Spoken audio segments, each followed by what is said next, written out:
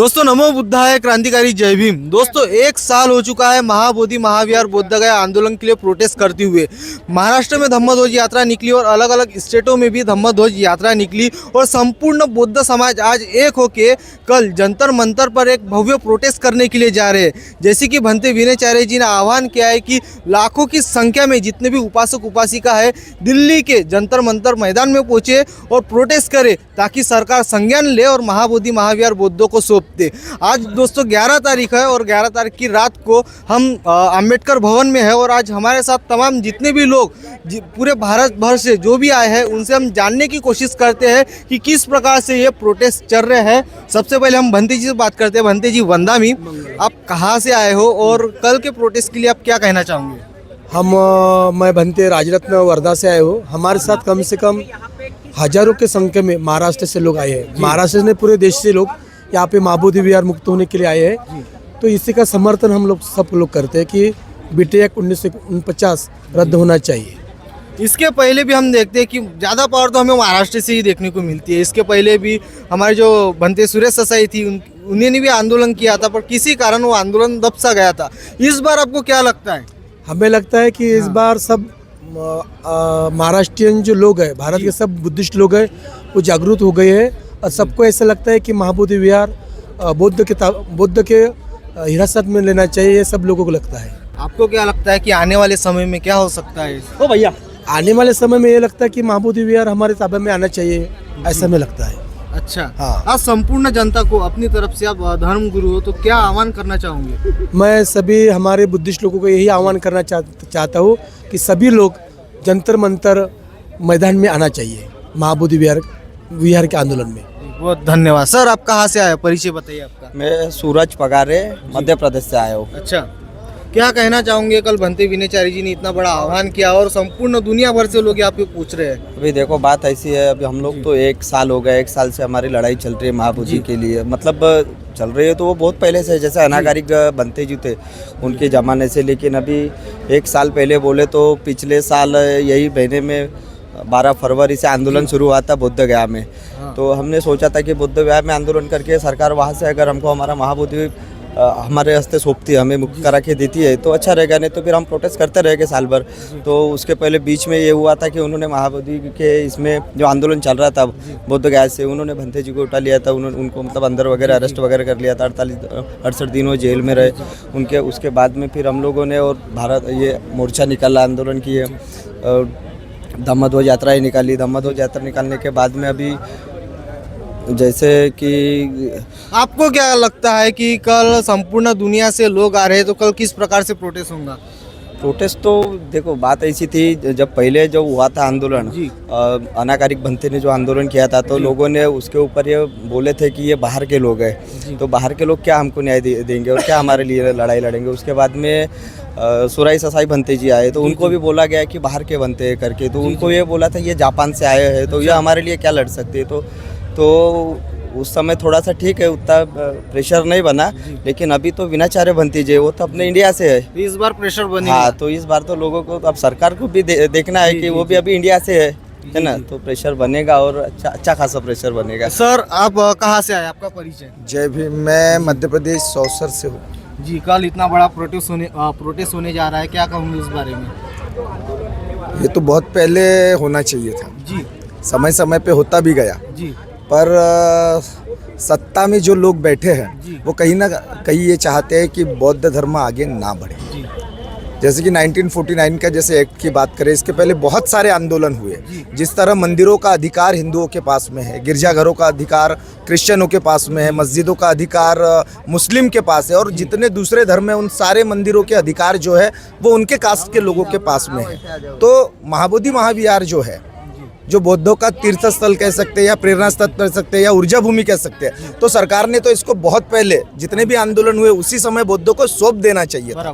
पर कहीं ना कहीं मुझे लगता है कि सरकार की ये नाकामी रही है या फिर हम उस तरीके से प्रोटेक्ट नहीं कर पाए या अपनी बात सरकार के सामने नहीं रख पाए हैं, इसलिए आज तक हमको महाबोधि महाविहार नहीं मिला है। पर ये जो आंदोलन हो रहा है, आदरणीय विनयचार्य भंते जी ने जो पूरे देश में गाँव-गाँव शहर बौद्ध विहार जाकर बौद्ध विहार महाबोधि महाविहार मुक्त हो, इसकी जो एक अलग जगह ही है जैसे कि धम्मध्वज यात्रा निकाली तो वर्धा में गई, महाराष्ट्र में गई, काम किया उन्होंने, बहुत काम किया उन्होंने। तो उससे कहीं ना कहीं सारे देश के जो बुद्धिस्ट है, जो बहुजन समाज है, इस आंदोलन को सपोर्ट कर रहा है। और मुझे ये लगता है कि कल का जो आंदोलन है वो कहीं ना कहीं इतना ज़बरदस्त होगा, इतना ज़बरदस्त होगा कि सरकार को झुकना पड़ेगा। और बहुत जल्दी महाबोधि महाविहार की जो चाबी है, या जो महाबोधि महाविहार का जो हमारी मांग है कि मुक्त होना चाहिए, वो बौद्धों के हाथों में आएगा। पर आपको लगता है क्या कल सरकार कुछ संज्ञान लेंगी इस आंदोलन के ऊपर? देखिए, क्योंकि इसके पहले हम देखते हैं कि जो शेतकरी है उनका भी आंदोलन हुआ था, नाके रोके गए थे, सरकार तस से नस नहीं हुई। देखिए क्या है कि हम तथागत बुद्ध को मानने वाले लोग हैं और बाबा साहब अम्बेडकर जी को मानने वाले लोग हैं। और यदि इतिहास के पन्नों को हम पलटे तो बहुजन समाज संघर्ष करता आया हुआ है। जैसे हम कहते हैं ना, हम संघर्षों के आदी है, हम अम्बेडकरवादी हैं। इतिहास दोहराएंगा, इतिहास दोहराएगा, भीमा कोरेगांव देखा।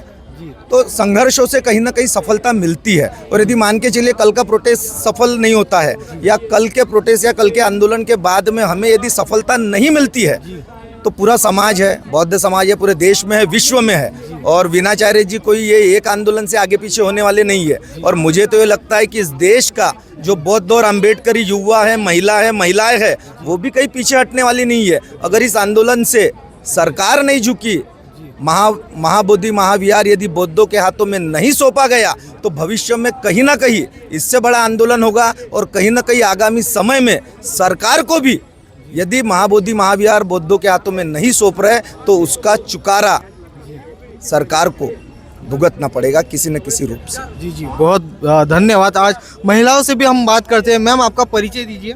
थोड़ा सा इकडे हाँ, आ जाओ ना, इधर आ जाइए। आपका परिचय दीजिए। मैं स्मिता वाकड़े नागपुर से आई हूँ। कल बनते विनयचार्य जी ने इतना बड़ा आह्वान किया है, आप शामिल होने के लिए आए हो, तो क्या कहना चाहोगे संपूर्ण जनता से? ये 19 जो काला कानून है, 19 बीटी एक्ट 1949, ये रद्द होना चाहिए। ये हमारी खास मांग है, क्योंकि पूरे विश्व में आपको एक लौता ऐसा इतिहास को आपको देखेगा कि एक लौता एक उदाहरण है जिसमें 1949 का जो ये बौद्धों की जो भी किसी की भी विरासत होती है, वो उनके वंशजों के हाथ में होती है।